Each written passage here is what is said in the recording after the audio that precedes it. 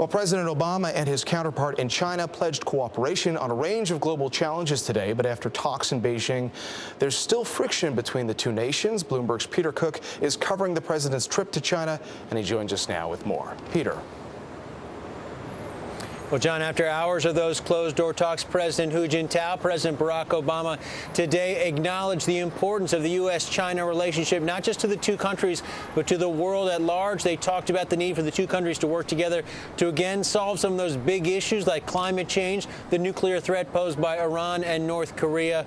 President Hu said the talks were candid, constructive, and very fruitful. President Obama said the two nations share extensive common interests.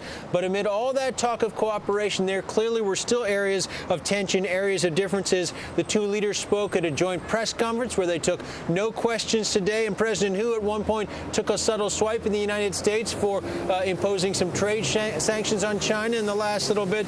Meanwhile, President Obama taking, again, a not-so-subtle jab at China, urging that country to let its currency strengthen for the good of the global economy. Here's some of what they had to say.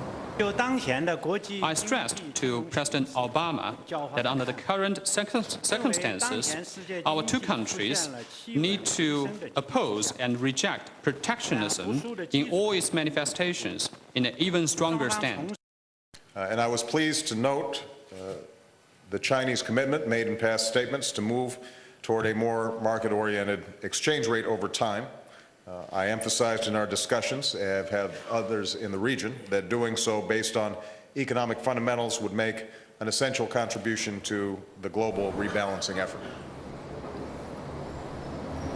And the talks are not over. Tonight, President Obama participating in a state dinner. More face-to-face negotiations tomorrow before the president, John, heads off to South Korea. All right, Peter Cook bringing us the latest on the president's trip to Beijing. Peter, thank you for that.